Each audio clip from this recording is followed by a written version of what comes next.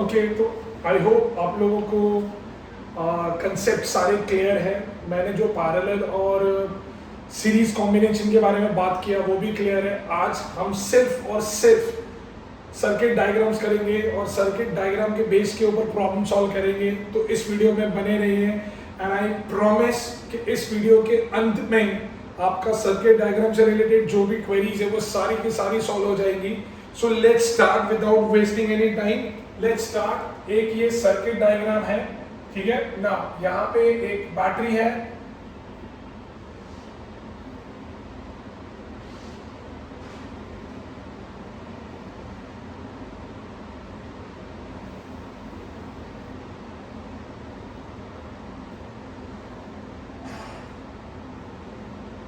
और यहाँ पे एक इन्होंने की भी दी हुई है, दैट इज के।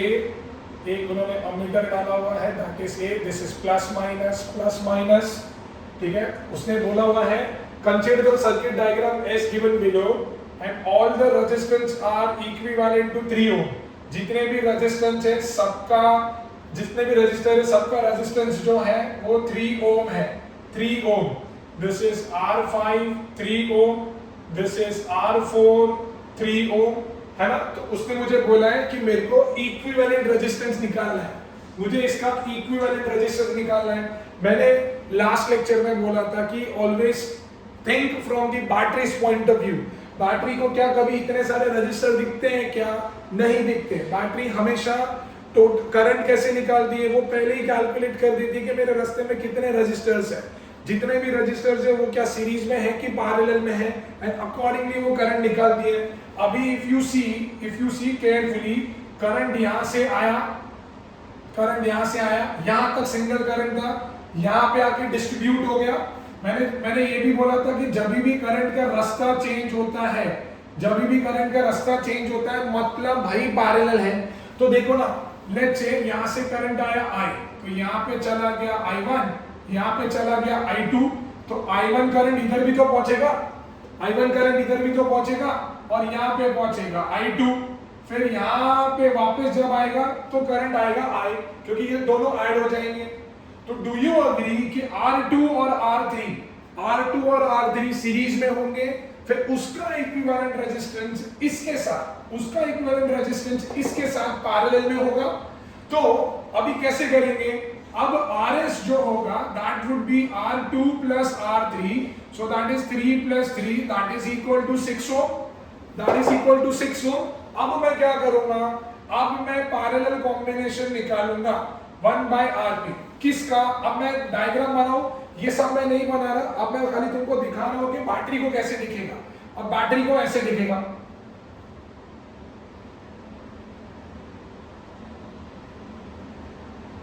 ठीक है। अब बैटरी को ऐसा दिखेगा, ये जो हमने निकाला ये 6 ओम अभी यहां आ जाएगा, और ये यहाँ पे है ये 3 ओम, यहाँ पे है ये 3 ओम, और यहाँ पे ये 3 ohm. So do you agree guys? ये तो मेरा RS था और ये था मेरा R4, कि अब ये दोनों पैरेलल में है, तो निकालो इसका parallel combination. So that would be 1/R4 by 1/RS, सो 1/3 प्लस 1/6, 6 एलसीएम है, 2 plus 1 3/6, RP would be 6/3, that is equal to 2 ohm, ठीक है। तो मैंने इसका इक्विवेलेंट रेजिस्टेंस निकाल दिया। अब बैटरी को कैसे दिखेगा? ऐसा, ये 3 ओम था, ये 2 ओम था, और ये 3 ओम था। अब तो बहुत सिंपल है ना भाई, अब इक्विवेलेंट रेजिस्टेंस कैसे निकलेगा? इसका नंबर था R1, ये था R5, और ये है मेरा RP। So now I will say equivalent resistance is equal to R1 plus RP plus R5, so that is 3 plus 2 plus 3, that is equal to 8 ohm। तो इस सर्किट का जो इक्विवेलेंट रेजिस्टेंस है वो 8 ओम है। समझ में आ रहा है मैं क्या बोल रहा हूं? तो ऑलवेज ध्यान रखो, बैटरी के पॉइंट ऑफ व्यू से सोचना है, वो भी नहीं आ रहा है तो करंट की डायरेक्शन दो। जहां पे वायर चेंज हुआ करंट डिवाइड हो जाएगा, तो तुमको देखना है। जैसे मैंने यहाँ पे I था, यहाँ पे I1 और I2 हो गया। I1 और I2 हो गया। अब ये I1 सेम इधर जा रहा है, ये सेम जा रहा है, मतलब सीरीज है, क्योंकि सीरीज में करंट सेम होता है। यहाँ पे I2 चला गया, करंट अलग हो गया, मतलब पैरेलल है। तो ये दोनों को ऐड किया और इसके साथ पैरेलल कॉम्बिनेशन में कनेक्ट किया। थोड़ा भी समझा? और देखते हैं, और तुम्हारा कंफ्यूजन हम लोग क्लियर करेंगे। देखो और देखते हैं।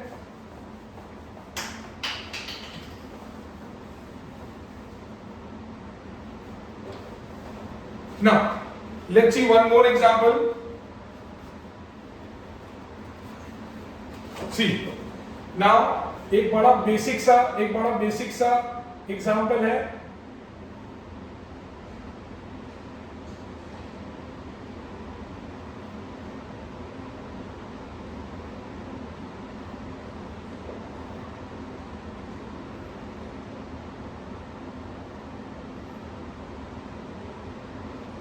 ठीक है, सो ये पॉइंट ए है, ये पॉइंट बी है। ठीक है, this is R1, this is R2, this is R3, R4, R5। R1 की वैल्यू है 2 ohm, this is 1 ohm, this is 2 ohm, this is 3 ohm, this is 3 ohm and this is 2 ohm, this is 2 ohm. उसने बोला है ये battery है वो 9 volt की है। उसने बोला है find the equivalent resistance of the following circuit, also find the current and the potential at each resistor। बहुत बड़ा सम है। उसने पहले तो बोला है कि मेरे को इस सर्किट का इक्विवेलेंट रेजिस्टेंस निकालना है, इस सर्किट का इक्विवेलेंट रेजिस्टेंस निकालना है। डू यू अग्री कि दिस प्लस दिस ये तीनों पैरेलल में है? बहुत ही सिंपल है। तो कहना है से 1/Rp would be equal to 1/Rp would be equal to कितना that is 1/R2 plus 1/R3 plus 1/R4, right? अभी R2 का वैल्यू है 1, so 1/1 plus 1/2 plus 1/3, 6 is the LCM, तो 6 plus 3 plus 2, so that is 11/6। तो Rp जो होगा that would be 6/11 ओम। यहाँ तक क्लियर है ना? दिस एंड दिस ये तीनों सीरीज में होंगे। तो अब मेरा RS क्या होगा? अब मेरा RS होगा R1 plus RP plus R5, so 2 plus 6/11 plus 2, so that is 4 plus 6/11, so that is 50/11 Om. RS होगा मेरा 50/11 ओम। अब उसने मेरे को बोला है कि भाई करंट भी निकालो कि सर्किट के अंदर करंट कितना जा रहा है। तो ये तो मेरा टोटल रेजिस्टेंस था पूरे सर्किट के अंदर। अब करंट निकालने के लिए मैं ओम्स लॉ लगाऊंगा, V is equal to IR। Battery का EMF है 9 वोल्ट, करंट मुझे पता नहीं है, दिस इज 50/11, क्रॉस मल्टीप्लाई करेंगे 9 into 11 by 50, that is equal to I, so I is equal to 99/50 ampere. ठीक है, अगर इसको मैं एक बड़ा दूं तो मैं ऐसा भी ले सकता हूं that is approximately equal to 2 ampere, that is approximately equal to 2 ampere. ठीक है ना? तो मेरे को खाली यहाँ पे इक्विवेलेंट रेजिस्टेंस निकालना था और पूरे सर्किट के अंदर कितना करंट जा रहा है मुझे वो निकालना था। तो इक्विवेलेंट रेजिस्टेंस जो मेरे को आ गया, क्योंकि बहुत सिंपल था, दिख ही रहा था ये तीनों पैरेलल में थे। इनका जो इक्विवेलेंट रेजिस्टेंस होगा वो ये दोनों के साथ सीरीज में था। और फिर करंट निकालने के लिए मैंने V equal to IR use किया। समझ में आ रहा है? देखो हम लोग और सम करेंगे। Let me cross check the answer as well. Yes, 90 by this correct है, 50/11 करेक्ट है। Now moving ahead.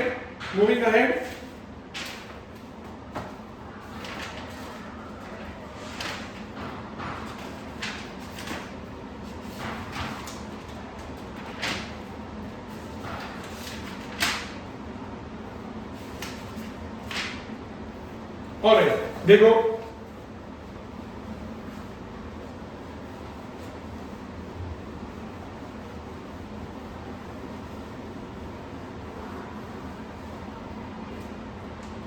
एक बड़ा ही बेसिक सम है।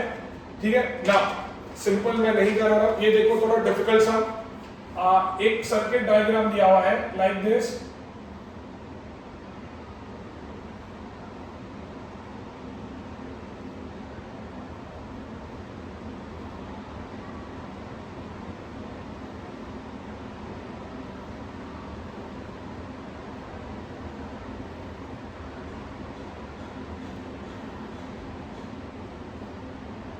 this is A, this is B, this is C, this is D, this is E.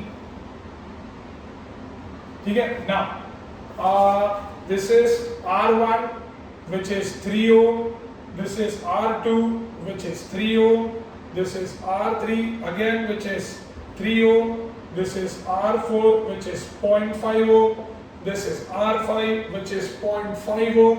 उसने बोला है 5 resistors are connected in a circuit. 5 resistors है which are connected in a circuit. Find the ammeter reading when the circuit is closed. When the circuit is closed मतलब जब circuit complete है तो current कितना read करेगा, current कितना छूटेगा इसके अंदर. अच्छा, उसका बैटरी का जो वोल्टेज है that is given as 3 volt. Battery का जो वोल्टेज है that is given as 3 volt. तो पहले तो मुझे ये सर्किट का इक्विवेलेंट रेजिस्टेंस निकालना पड़ेगा. देखो भाई, देखो वापस करंट निकला I, ये भी गया I. अब यहां से डिवाइड होना चालू हुआ. लेट्स सपोज ये I1 है, ये I2 है, ऐसा जाएगा, ये भी I2 होगा, ये भी I2 होगा, ये I1 होगा और ये वापस I. समझा? देखो अभी कैन यू सी I2 यहाँ पे दो जनों के पास जा रहा है, इसके पास और इसके पास. तो कहना से ये सीरीज में होंगे. तो कहना से RS would be equal to R1 plus R2. So that is 3 plus 3 which is equal to 6 ohm.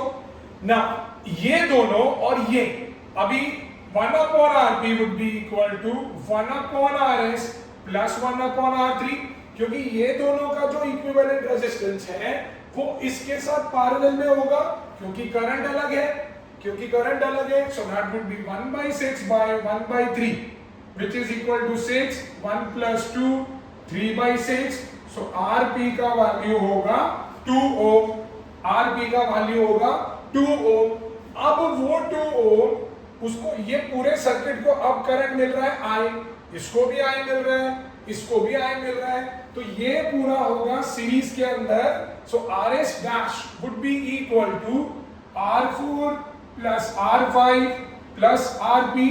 So that is 0.5 plus 0.5 plus 2 which is equal to 3 ohm. अब वो बोल रहा है अमीटर का रीडिंग कितना होगा. आई होप तुमको ये समझा कि मैंने सर्किट डायग्राम कैसे सॉल्व किया. अब अमीटर का रीडिंग कैसे होगा तो उसके लिए तो भाई ओम्स लॉ जिंदाबाद. V is equal to IR. Battery का वोल्टेज है 3, I पता नहीं है, टोटल रेजिस्टेंस है 3. तो I would be equal to 3 by 3 which is equal to 1 ampere. समझ आ रहा है? तो ये था, मैंने इक्विवेलेंट रेजिस्टेंस निकाला और मैंने उसका रीडिंग भी कैलकुलेट कर दिया, अमीटर का रीडिंग भी कैलकुलेट कर दिया. और कुछ अच्छे सम्स हैं क्या? ऑलराइट, देखो उसने 2 क्वेश्चन पूछे हैं.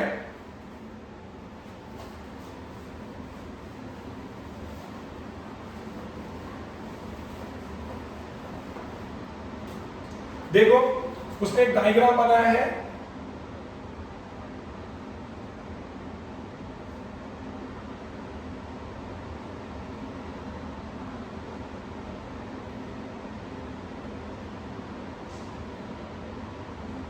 So this is 30 ohm, this is 15 ohm and this is 15 ohm.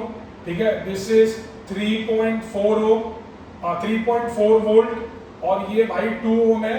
ठीक है, करंट यहां से निकला. उसने 2 क्वेश्चन पूछा है. पहला पूछा है find the value of I and दूसरा terminal voltage. Find the value of I and दूसरा टर्मिनल वोल्टेज. हमने लास्ट वीडियो में देखा था टर्मिनल वोल्टेज क्या होता है. Terminal voltage is the actual potential difference drawn when the circuit is complete. ये जो 3.4 वोल्ट लिखा है ये तो कंपनी प्रॉमिस कर रही है, ये तो ईएमएफ है. पर जब सर्किट अभी कंप्लीट है तो क्या होगा, तो कितना पोटेंशियल डिफरेंस मिलेगा वो मुझे फाइंड करना है. देखो भाई यहां से ये I आया है. ठीक है, अब रास्ते डिवाइड हो गए भाई, यहां पे आ गया I1. ठीक है, यहां पे आ गया I2. ठीक है, अब यहां से आ रहा है I1 ऐसा, I1 इधर भी होगा, I1 इधर भी होगा, इधर से आ रहा है I2, अब यहाँ पे आके दोनों मिल जाएंगे तो फिर I हो गया। ये समझ में आ रहा है I1 I2 का कंसेप्ट। यहाँ पे आया, उसके हाथ में दो रास्ते थे, एक इधर चला गया I1, एक इधर चला गया I2। तुम इधर I2 ले लो, इधर I1 ले लो, क्या फर्क गिरता है? ये करंट ऐसा घुमा, फिर ऐसा आया तो इधर I1 इधर I1, ये I2 इधर आया, दोनों मिलके इधर फिर आए हो गए, सर्किट कंप्लीट हो गया। तो कहना ही से, इसको मैंने बोला R1, इसको बोला R2, इसको बोला मैंने R3।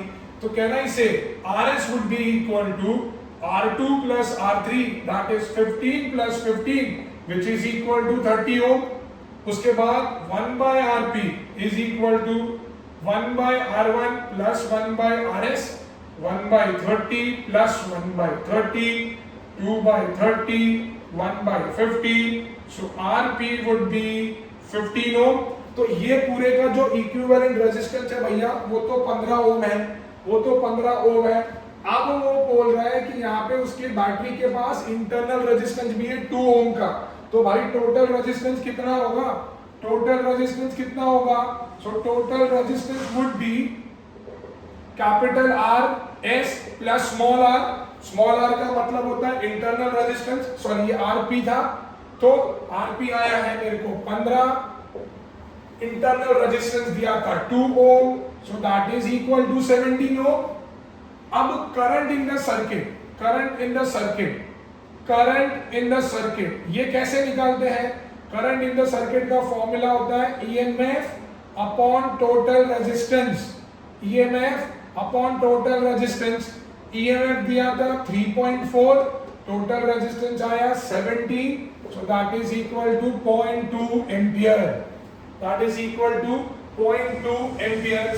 तो करंट जो है, करंट जो है वो इतना ड्रॉ हो रहा है, अमीटर का जो रीडिंग होगा that would be 0.2 ampere, that would be 0.2 ampere.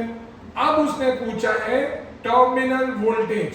Terminal voltage मतलब ऐसा वोल्टेज, ऐसा वोल्टेज जो करंट कंप्लीट, जो करंट सॉरी सर्किट कंप्लीट होने के बाद मिल रहा है। अभी सर्किट कंप्लीट हुआ, ठीक है, फॉरगेट एवरीथिंग। अगर टर्मिनल वोल्टेज पूछा है ना भाई, तो हमेशा याद रखना कि वो यहां पूछा है, यहां पे अक्रॉस दी एंड्स। ये जो सारा एंड होता है ना, ये तो सब अंदर होता है, ये दिखता नहीं है अपने को, पर ये हम डायग्राम पर्पस के लिए बनाते हैं। तो वो बोल रहे हैं यहाँ पे कितना टर्मिनल वोल्टेज मिलेगा, ठीक है। तो जब भी टर्मिनल वोल्टेज पूछते हैं तो उसके अंदर इंटरनल रेजिस्टेंस कैलकुलेट नहीं होता, उसके अंदर इंटरनल रेजिस्टेंस कंसीडर नहीं होता। तो अब मैं बोलूंगा V is equal to IR, मुझे करंट मिल गया है सर्किट के अंदर 0.2 का, टोटल रेजिस्टेंस कितना था पूरे सर्किट का 15, दोनों को मल्टीप्लाई किया तो 3 वोल्ट, दोनों को मल्टीप्लाई किया सो 3 वोल्ट। तो टर्मिनल वोल्टेज जो मिल रहा है सर्किट के अंदर वो 3 वोल्ट का मिल रहा है। और जब भी टर्मिनल वोल्टेज पूछेंगे, जब भी टर्मिनल वोल्टेज पूछेंगे, इंटरनल रेजिस्टेंस को कंसीडर नहीं करना है। समझ में आ रहा है? आगे बढ़ते हैं और समझ देखते हैं। देखो बड़े इंटरेस्टिंग समझ है।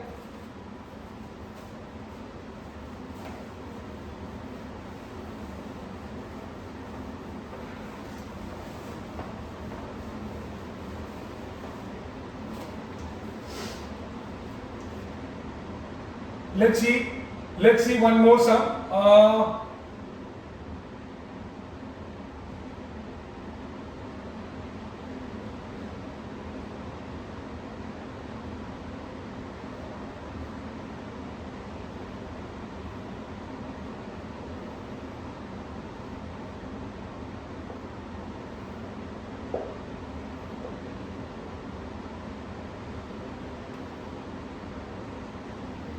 और क्वेश्चन बोला है 3 resistors are connected to a 6 volt battery.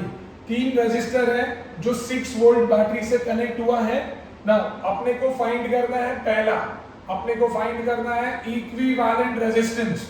Equivalent resistance मतलब टोटल रेजिस्टेंस R निकालना है, ठीक है। दूसरा मुझे निकालना है करंट इन द सर्किट। बड़ा सिंपल है भाई, करंट इन द सर्किट निकालना है, ये भी हो जाएगा, ठीक है। तीसरा PD potential difference across 7.2 ohm resistor, across 7.2 ohm resistor, इसके अंदर इसको पोटेंशियल डिफरेंस कितना मिलेगा वो मुझे निकालना है।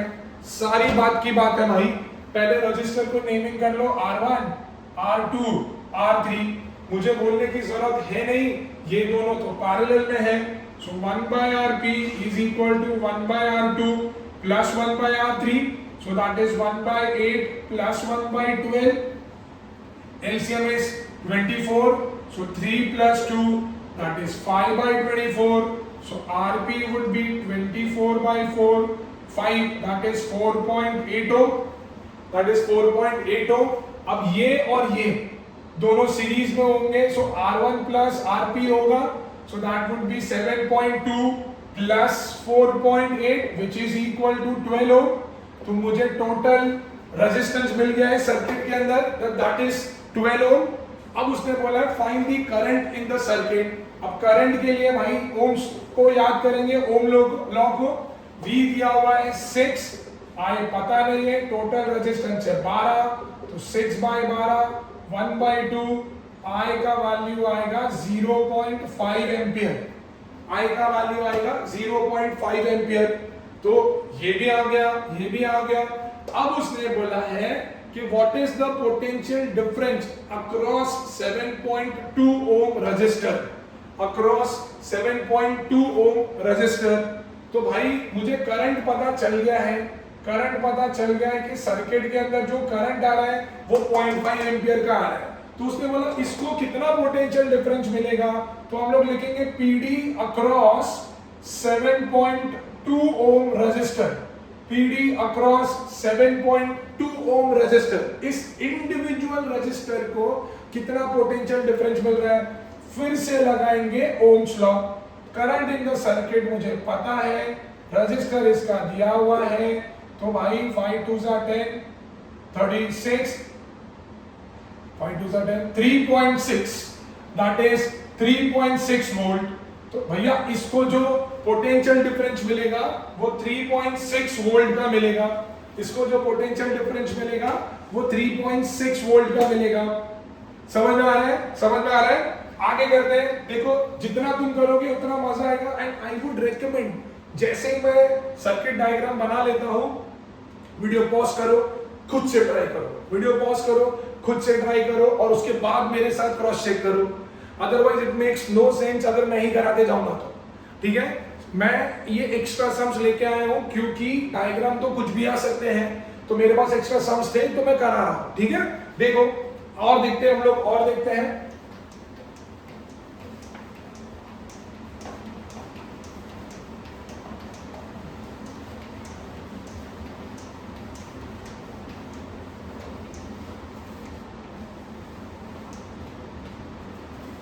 देखो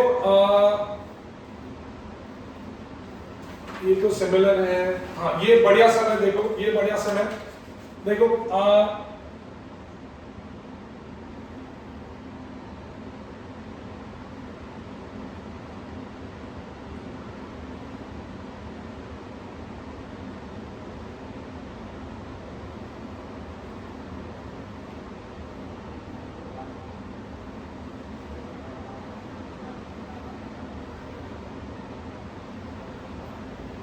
so this is A, this is B, this is C, this is D, this is E। ठीक है, this is given as 3 volt plus minus, right. और ये दिया हुआ है 30 ओम, ये दिया हुआ है 30 ओम, ये दिया हुआ है 15 ओम, ये दिया हुआ है 15 ओम। ठीक है ना, अभी उसने बोला है find the current in the circuit given below. इसके अंदर भाई टोटल करंट कितना है वो निकालना है, टोटल करंट कितना है वो निकालना है। दूसरा उसने क्वेश्चन पूछा है कि एनीवेज दूसरा इंपॉर्टेंट नहीं है, इससे खाली एक ही चीज फिलहाल पूछी है कि फाइंड द करंट, दूसरा इससे रिलेटेड नहीं है, फाइंड द करंट। तो भाई करंट यहां से निकल रहा है I, करंट यहां से निकल रहा है I। अब करंट के पास 3 रास्ते हैं भाई, अब करंट के पास 3 रास्ते हैं, तो वो हो जाएगा डिवाइड। ठीक है, ये बना I1, ये बना I2, ये बना I3, ये बना I3, बरोबर। अब अभी देखो यहाँ पे गया I1, यहाँ पे गया I1, ये आया I1, ये आया I2, ठीक है। अब यहाँ पे जो आएगा, यहाँ पे जो आएगा वो दोनों का ऐड करके आएगा, ठीक है। तो वो दोनों का आएगा I1 प्लस I2, फिर यहाँ पे आएगा तो टोटल करंट I आ जाएगा, क्योंकि I3 भी यहाँ से आया था। अभी अगर तुम देखोगे, मैंने इसको R1 बोला, इसको R2 बोला, इसको R3 बोला, इसको R4 बोला, ठीक है। कुछ भी नहीं किया, तुमको ये करंट को डिवाइड करने को आना चाहिए। देखो मेरे को भी नहीं पता मैं सम कैसे करने वाला हूँ, मुझे यहाँ तक पता था कि करंट यहाँ पे आया, उसको तीन रास्ते मिले, तो एक को I1, एक को I2, एक को I3 बोल दिया। I1 घूम के इधर तक आया, I2 घूम के इधर आया, जब ये पॉइंट को क्रॉस किया तो दोनों ऐड हो जाएंगे, तो इसको मिल रहा है I1 प्लस I2, ये तो I3 था, जब इस पॉइंट को क्रॉस किया तो तीनों ऐड होके ओरिजिनल जो I था वो बन जाएगा। तो नाउ कैन आई से कि ये दोनों रेजिस्टेंस जो है वो पैरेलल है, क्योंकि अलग करंट है, क्योंकि अलग करंट है, ठीक है। तो कैन आई से 1 by Rp would be equal to 1 by R2 plus 1 by R3, so that is 1 by 30 plus 1 by 30, 2 by 30, 1 by 50, so Rp would be 15 ohm, ठीक है। अब ये दोनों को मिला के जो करंट मिल रहा था वो I1 प्लस I2 था। अगर दोनों का इक्विवेलेंट रेजिस्टेंस मिला, मतलब दोनों का करंट भी क्या होगा, I1 प्लस I2, वो I1 प्लस I2, इसको भी तो I1 प्लस I2 मिल रहा है। तो कहना से इनका इक्विवेलेंट रेजिस्टेंस और ये दोनों सीरीज में होंगे, तो कहना से RS would be R4 plus RP, so that is 15 plus 50, that is equal to 30 ohm, मिला, that is equal to 30 ohm। अब वो 30 और ये 30, वो 30 और ये 30, ये भी तो दोनों पैरेलल में है, तो क्या हो जाएगा, 1 upon Rp dash would be equal to 1 upon R1, 1 upon R1 plus 1 upon RS, तो ये क्या हो जाएगा भाई, 1 upon 15 plus 1 upon 30, 30 is the LCM, 2 plus 1, 3 by 30, 1 by 10, so Rp dash is equal to 10 ohm, मतलब टोटल रेजिस्टेंस भैया आ गया है मेरा 10 ohm। अब उसने पूछा है कि सर्किट के अंदर करंट कितना जाएगा, तो V is equal to IR, 3 volt की बैटरी थी, दिस इज 10, सॉल्व करेंगे I का वैल्यू आएगा 0.3 एम्पियर, सॉल्व करेंगे I का वैल्यू आएगा 0.3 एम्पियर, I का वैल्यू 0.3 एम्पियर, परफेक्ट 0.3 एम्पियर। समझ में आ रहा है कैसे किया मैंने? अब भी मैं बोल रहा हूं, ये करंट के रास्तों को डिवाइड करो, समझ में आ ही जाएगा, चाहे कितना भी कॉम्प्लिकेटेड हो। लेट्स सी और कोई कॉम्प्लिकेटेड चीज है क्या?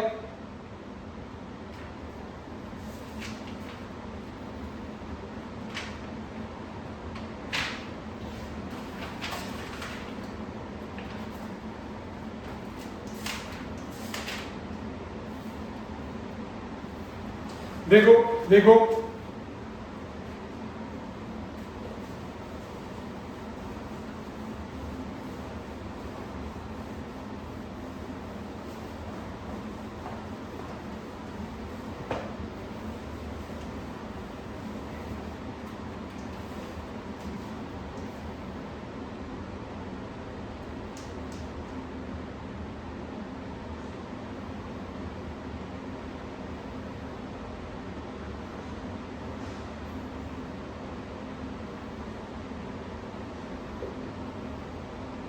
एक स्क्वायर दिया हुआ है, हर एक के बीच में एक रेजिस्टेंस है ऑफ 2 ओम,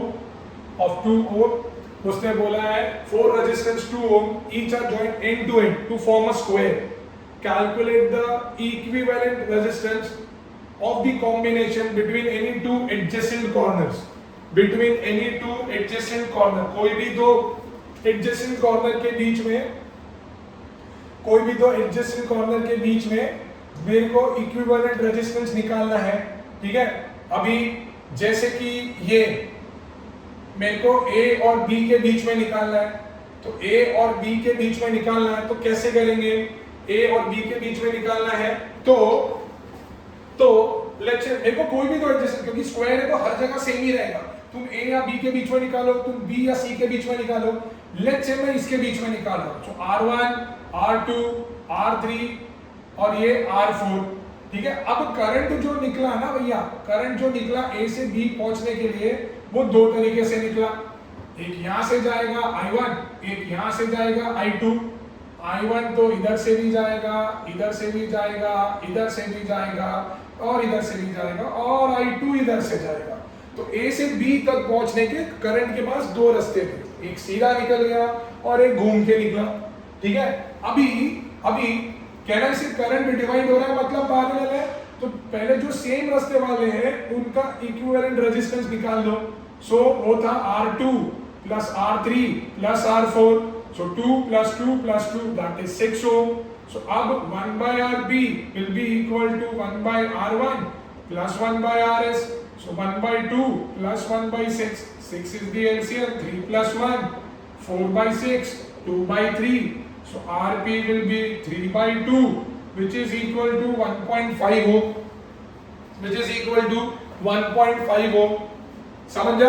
अभी लोग कंफ्यूज कहां होते हैं, उन्होंने बोला था कि find the equivalent resistance between any two adjacent corners, क्योंकि वो स्क्वायर है तो तुम ये लो या BC लो या CD लो सेम ही होता, या CD लो सेम ही होता भैया, सेम ही होता।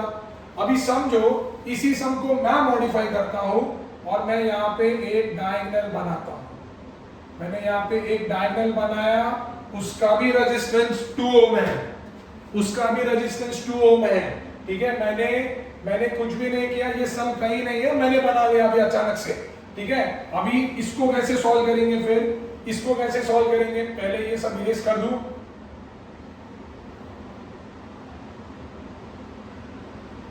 ठीक है। इसको कैसे सॉल्व करेंगे?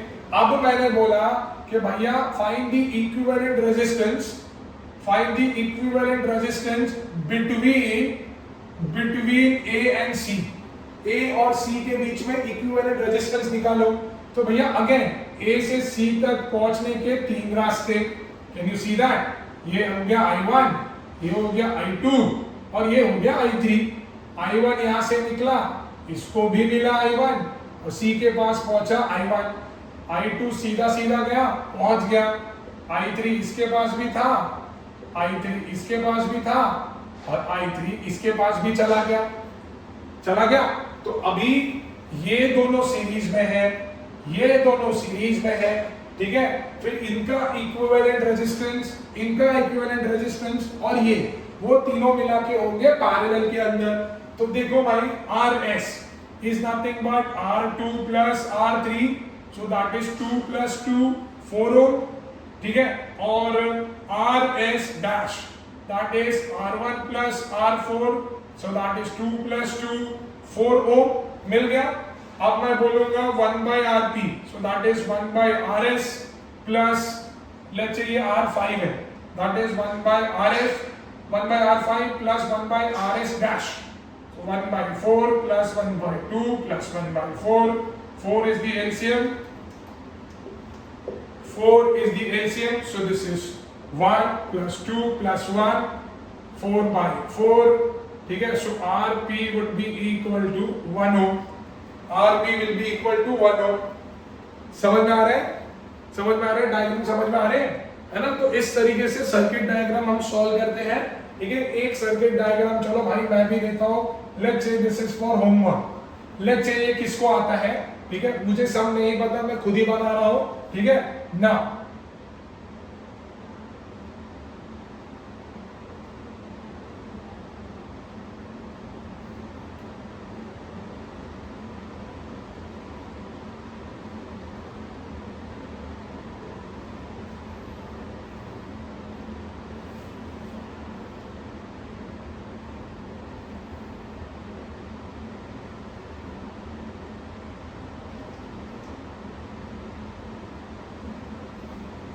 चलो सारे 2